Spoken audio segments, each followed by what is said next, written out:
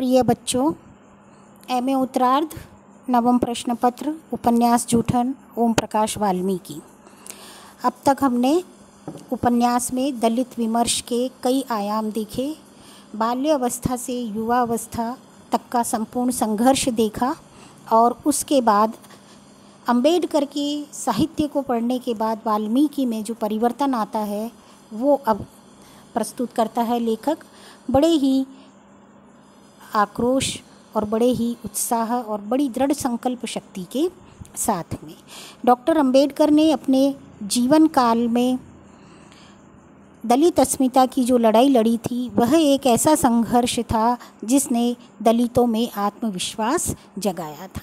दलित विमर्श के मील के पत्थर, नींव की ईंट के रूप में हम अंबेडकर को पढ़ते हैं, समझते हैं और मानते भी हैं। डॉक्टर अंबेडकर ने राजनीति सत्ता के लिए रिपब्लिकन पार्टी का गठन किया था, लेकिन उनके महापरिनिर्वाण के बाद रिपब्लिकन पार्टी अनेक गुटों में बंट गई थी। प्रत्येक नेता स्वयं को बाबा साहेब का वारिस मानकर अध्यक्ष बनने की होड़ में शामिल था, जिसका परिणाम यह हुआ कि एक एक नेता की एक एक पार्टी बन गई। अब राजनीतिक पार्टियों की जो अव्यवस्था थी, अराजकता थी, वो हमारे सामने लेखक प्रस्तुत करता है। महाराष्ट्र में दलित आंदोलन को एक नया रूप दिया था दलित पैंथर ने। दलित पैंथर में नेता और कार्यकर्ता मार्क्सवादी और अंबेडकरवादी विचारधारा को जोड़कर एक नया प्रयोग कर रहे थे, जिसकी चमक में समूचा महाराष्ट्र एक बार फिर दलित आंदोलन के उत्कर्ष को देख रहा था। लेकिन यह प्रयोग बुरी तरह असफल रहा। लेकिन दलित पैंथर में जो साहित्यकार सक्रिय थे उन्होंने मराठी दलित साहित्य को नए तेवर दिए। पारंपरिक साहित्य की तुलना में यह साहित्य अधिक जीवंत और प्रगतिशील था, सही अर्थों में आधुनिक भी। महाराष्ट्र का जो दलित आंदोलन प्रारंभ हुआ वह किस किस पड़ाव से गुजरा और प्रारंभ में कितनी तकलीफ़ें आती है और कई बार असफल भी हो जाते हैं, लेकिन फिर भी लेखक की मन की चेतना, उनका संकल्प कमज़ोर नहीं होता है। उन्हीं दिनों गुजरात में आरक्षण विरोध ने उग्र रूप धारण कर लिया था। ग्रामीण क्षेत्रों में आरक्षण विरोधियों ने बेइंतहा जुल्म ढाए थे। चारों ओर हिंसा का तांडव था।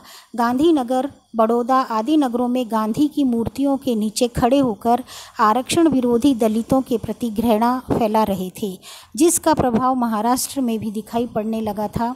सरकारी, अर्ध सरकारी कार्यालयों में दलित अधिकारियों, कर्मचारियों और प्रताड़ित किए जाने की घटनाएं बढ़ने लगी थी।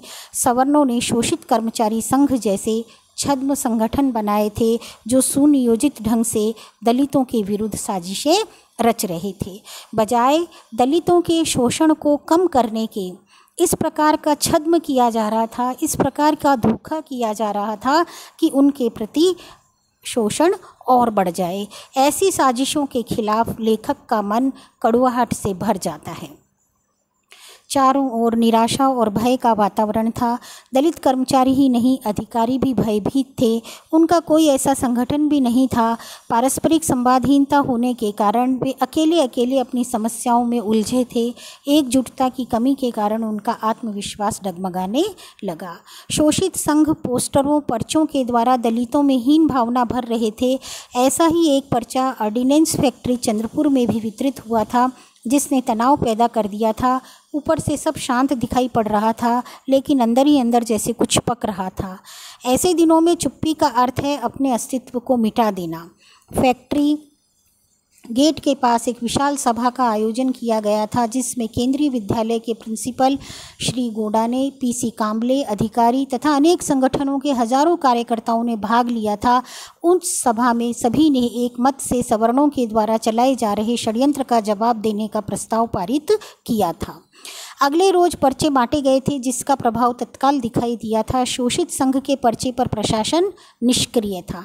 अब चुप्पी साध लेना, निष्क्रिय रहना, उपेक्षित रहना या तटस्थ भाव से उस सब को देखते रहना, ये उस आंदोलन की सबसे बड़ी असफलता थी। यहाँ पर एकजुट हो जाना, संगठनबद्ध हो जाना, उसका विरोध कर लेना ही दलित चेतना को आगे ले जा सकता था। लेकिन दलितों का पर्चा वितरित होते ही प्रशासन सक्रिय हो गया। दलित प्रतिनिधियों को बुलाकर पूछताछ होने लगी थी। काफ़ी बहस और जद्दोजहद के बाद प्रशासन ने दलितों के विरुद्ध होने वाले प्रचार को रोकने का आश्वासन दिया। उन दिनों सुमठाना गांव हमारी गतिविधियों का केंद्र था। सभी बैठकें वहीं होती थी। शोषित संघ से निपटने की रणनीति तैयार हुई थी ताकि दलित कर्मचारियों का मनोबल टूटने से बचाया जा सके। इस हालात में परस्पर सौहार्द लगभग खत्म हो गया था। सांप्रदायिक एवं जातिवादी ताकतें अपने षड्यंत्रों में सफल हो गई। वे कर्मचारियों के बीच घृणा के बीज बो चुके थे, जिसे मजदूर एकता जिंदाबाद के नारे लगाने वाले संगठन भी नहीं रोक पाए थे। दलितों गैर दलितों के बीच ये घृणा की खाई लगातार बढ़ी है, जिसे पाटने का इरादा कहीं दिखाई नहीं पड़ा। जब दलित अपनी अस्मिता के लिए उठकर खड़ा होता है तो उस पर जातिवादी होने का आरोप लगा दिया जाता है। यह आरोप लगाने वाले वे लोग होते हैं जो जातिवाद के कट्टर समर्थक हैं। यह एक चाल है परंपरावादियों और यथास्थिति बनाए रखने वालों की, जो दलितों के प्रति हमेशा शंकाग्रस्त होते हैं। ये पूरा अनुच्छेद व्याख्या के लिए रेखांकित करिए। कल गृह कार्य के रूप में अपनी अभ्यास पुस्तिका में इस किस्सा प्रसंग व्याख्या लिखिए। प्रसंग में आप लिखेंगे ये उपन्यास है और आत्मकथात्मक उपन्यास है। इसके लेखक ओम प्रकाश वाल्मीकि है और उपन्यास का उद्देश्य फलीभूत होते हुए उत्तरार्ध में, उपन्यास के अंत में इस अंश को लिखा गया है। और लेखक अपनी वैचारिक क्षमता का उद्घाटन करते हुए कहता है, फिर आप ये दलितों और गैर दलितों के बीच की खाई का वर्णन करेंगे, जिसे पाटने के लिए विभिन्न संगठन, विभिन्न शक्तियां तैयार होती है और इनको तैयार होने में काफ़ी लंबा समय लगता है और काफ़ी विरोध इनको झेलने पड़ते हैं। इन सब की चर्चा करते हुए अंत में विशेषताओं के तौर पर लिखेंगे कि यह उपन्यास जाति, नस्ल, धर्म, वर्ण आदि सारे विभेदों को मिटा करके एकजुट हो जाने की सामाजिक संरचना का समर्थन करता है। और भाषा बहुत ही व्यंग्यात्मक है, प्रसंगानुकूल है और भावानुकूल है। तीसरा विशेषता के रूप में आप क्या लिखेंगे कि बड़ी सरल, सहज और गत्यात्मक शैली है। गत्यात्मक शैली का अभिप्राय क्या है बच्चों? ये कि इसमें प्रवाह रुकता नहीं है। कथा को आगे से आगे पढ़ने की जिज्ञासा या कौतूहल बना रहना ही किसी कथा की सार्थकता है। तो यहाँ पर उपन्यासकार ओम प्रकाश वाल्मीकि की वर्णनात्मक शैली, विवेचनात्मक शैली या आत्मकथ्यात्मक शैली, तीनों ही प्रकार की शैलियों में जगह जगह पर कहीं पर कोई अवरोध उत्पन्न नहीं आया है। कुछ अवान्तर घटनाओं, प्रासंगिक घटनाओं के माध्यम से कथा को निरंतर आगे बढ़ाते रहने का लेखक ने प्रयास किया है। इस प्रकार से जब आप प्रसंग, व्याख्या और विशेष लिखते हैं तब आपको पूरे में से पूरे अंक मिलने की संभावना है। एक और ख़ास बात जो मैं आपको कहना चाहती हूँ कि लिखते समय अपना ध्यान लेखनी पर भी दें और लिखने की शुद्धता पर भी दें। इस बात के भी अंक आपको मिलते हैं। महाराष्ट्र की शहरी और ग्रामीण दोनों जगह दलित बस्तियों की दशा देखकर मन अवसाद से भर जाता था। महार बस्तियों में डॉक्टर अंबेडकर ने जो चेतना जगाई थी, उसके परिणाम स्वरूप महारों में शिक्षा का प्रसार हुआ था, लेकिन मांग, मेहतर आदि शिक्षा से दूर थे। दलित कार्यक्रमों में जुझारूपन था। उनका संघर्ष और संकल्प देखकर उम्मीद जगती थी, लेकिन कार्यकर्ताओं में भी पारंपरिक जाति भेद की भावना थी। महार, मांग, चमार और मेहतर के भेद वे भले ही बाह्य रूप से भुलाने की बात कर रहे थे, लेकिन आंतरिक रूप में वे स्वयं इन भावनाओं में जकड़े हुए थे। ऐसे पलों में मेरा मन टूट जाता था। मेहतर बस्तियों में जाने के समय उनकी हिचकिचाहट साफ दिखाई पड़ती थी। अंबेडकर जयंती कार्यक्रमों में भी महार ही अधिक दिखाई पड़ते थे। बाबा साहब भीमराव अंबेडकर ने बौद्ध धर्म की दीक्षा ली थी। महार भी उनके साथ बौद्ध हो गए थे, लेकिन ऐसे अनेक परिवार थे जो बौद्ध होकर भी हिंदू देवी देवताओं में उलझे थे। मेहतर बस्तियों में बाबा साहेब का संदेश पहुंचा ही नहीं था। जो पहुंचा था वह भी जाति के साथ। जब भी किसी मेहतर से बात होती थी तो वह चौंक कर मेरी ओर देखता। बाबा साहेब के लिए उनके मन में आदर था, लेकिन आंदोलन के कार्यकर्ता और नेता उनके मन में विश्वास पैदा नहीं कर पाए थे। वे मेहतर थे, समाज में सबसे नीचे। यह भावना उन्हें आंदोलन में जुड़ने से रोकती थी। वे दलित नेतृत्व को संदेह की दृष्टि से देखते थे। अब जातियों में, बस्तियों में क्या आंतरिक अंतर्भेद था और क्या अंतर्कलेश था, उसका बिल्कुल स्पष्ट खुलासा बहुत ही बेबाक और सटीक शब्दों में लेखक ने किया है। दलित आंदोलन के इस अंतर्विरोध ने उसे कमज़ोर किया है, जिसका प्रभाव राजनीतिक स्तर पर भी दिखाई पड़ता है। महाराष्ट्र में मेहतर और उत्तर प्रदेश के चूहड़ा वाल्मीकि में कोई अंतर नहीं था। बस भाषा को छोड़कर शेष तमाम चीज़ें एक सी है। वे भी सूअर पालते हैं, वैसे ही देवी देवताओं की पूजा में सूअर चढ़ाते हैं, शराब अर्पित करते हैं, रीति रिवाज भी एक ही जैसे हैं। देखिए, हम पहले भी पढ़ चुके हैं कि लेखक नशा मुक्ति समाज की कल्पना करता है, पशु बलि का विरोध करता है और इन सारी रिवाजों, रस्मों और परंपराओं का घोर विरोध करता है। यहाँ पर भी वही की वही स्थिति है, भाव की पुनरावृत्ति है, लेकिन अंत में एक बार इनका जिक्र लेखक इसलिए करता है कि नए समाज की परिकल्पना के लिए, नए जीवन मूल्यों की संरचना के लिए हमें पुरातन पंथी भावनाओं को और उस पगडंडी को छोड़ना होगा, एक नया रास्ता बनाना होगा जो हमें किसी और ऊंची मंजिल की ओर ले जा सके। कई लोग ऐसे थे जो दलित थे, लेकिन सवर्णों की कृपा दृष्टि पाने के लिए दलितों से दूर भागते थे, उनके खिलाफ काम करते थे, उनकी गतिविधियों की सूचनाएं सवर्ण लोगों तक पहुंचाते थे। आर्डिनेंस फैक्ट्री चंद्रपुर कॉलोनी में अंबेडकर जयंती धूमधाम से मनाई जाती थी। मैं उसमें बढ़ चढ़कर भागीदारी करता था। कविता गोष्ठियाँ, परिचर्चाएँ, पोस्टर, पेंटिंग्स, प्रदर्शनी, नाटक, नुक्कड़ नाटक करते थे। हमारी संस्था मेघदूत नाट्य संस्था के सवर्ण सदस्य ऐसे दिनों में जरूरी कामों में उलझ जाते थे। अंबेडकर जयंती के कार्यक्रमों के दौरान वे गायब हो जाते थे। गणेश चतुर्थी, शिवाजी जयंती, जन्माष्टमी और रामनवमी पर ही वे ऊर्जावान होकर मेघदूत नाट्य संस्था के प्रदर्शनों को सफल बनाने की कोशिश करते थे। यह स्थिति अक्सर हमारे बीच के मतभेदों को उभारती थी। मेरी कोशिश ये रहती थी कि हम सब इन विसंगतियों पर चर्चा करें, लेकिन सामने बैठकर बात करने से वे कतराते थे, पीठ पीछे बातें बनाते, अंबेडकर के लिए अपशब्द कहते।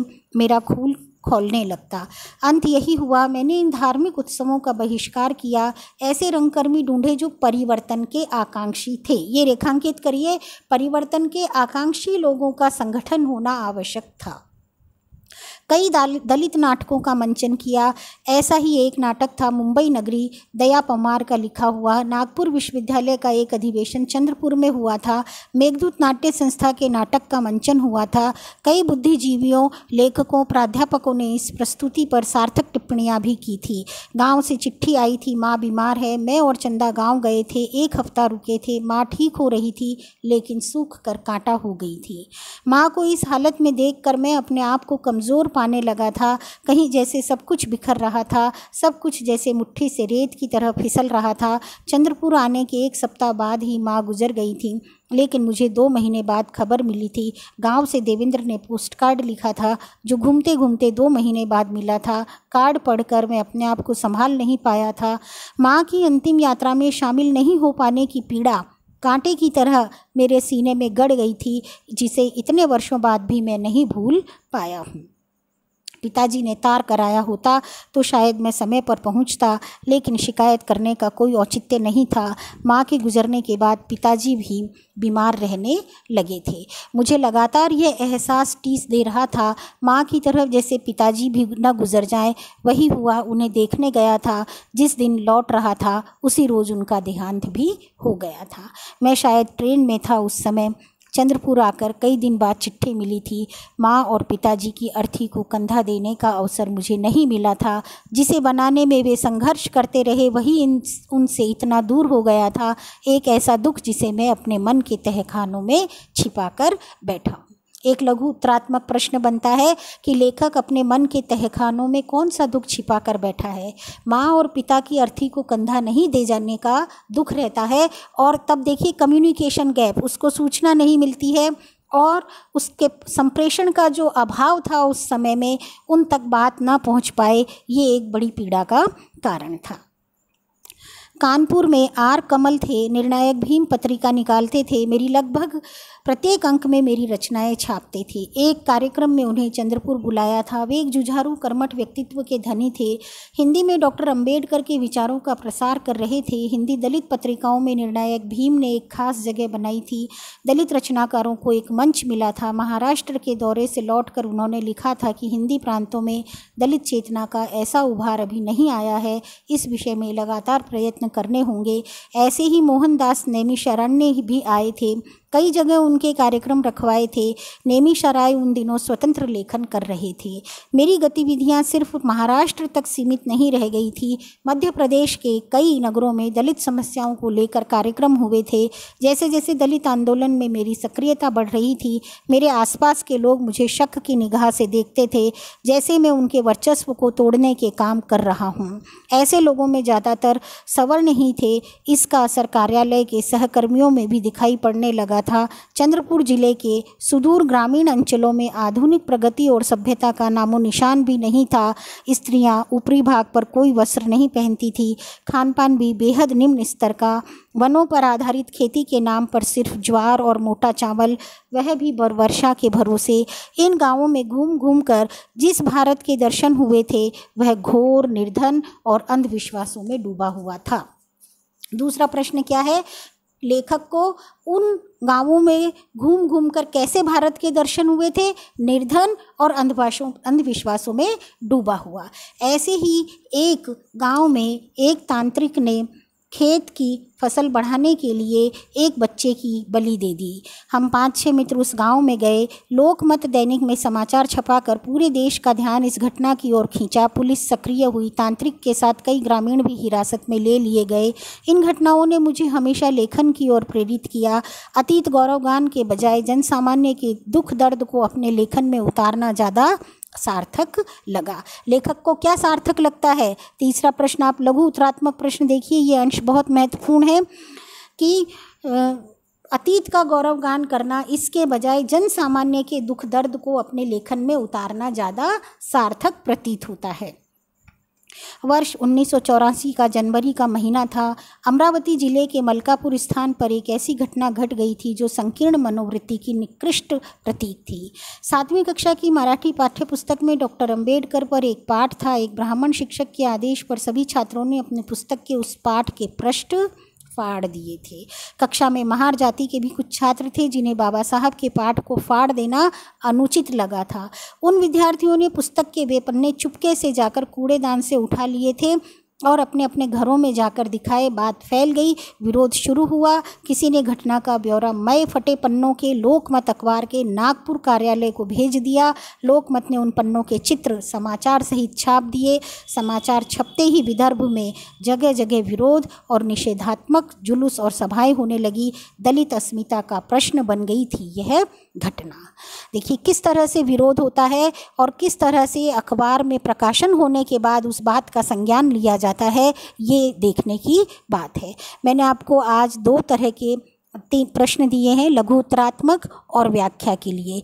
पहले भी दिए हैं, आप लोग इनको निरंतर अभ्यास पुस्तिका में करिए और करके व्हाट्सएप पर डालिए उत्तर, ताकि मैं आपको उसमें देख सकूं कि आपकी शैली में, आपके उत्तर में बिल्कुल टू दी पॉइंट उत्तर है या नहीं। लेखनी की स्पष्टता और शुद्धता पर आपको बार बार ध्यान देना अति आवश्यक है, क्योंकि आप MA उत्तरार्ध के बच्चे हो और जब भी आगे किसी शैक्षणिक संदर्भ में वाइवा के लिए, विमर्श के लिए, समूह चर्चा के लिए जाओगे, नौकरी के लिए जब आगे जाओगे, तब आपकी उच्चारण के साथ साथ लेखनी पर भी विशेष ध्यान दिया जाएगा और इस बात के आपको अंक भी मिलते हैं। तो इस दृष्टि से भी आप अपने व्यक्तित्व को साहित्य की अभिरुचि से जोड़ने का लगातार प्रयास करिए और ये प्रयास केवल और केवल अभ्यास से आएगा। जितनी बार आप पढ़ेंगे, चिंतन करेंगे, लेखन में उतनी ही वैचारिक गरिष्ठता आएगी और वैसी ही शुद्धता और समृद्धि का भाव आएगा, जो कि बिल्कुल व्याख्या, विश्लेषण, आलोचनात्मक टिप्पणियों के रूप में आपकी अभिव्यक्ति का आधार बन सकता है।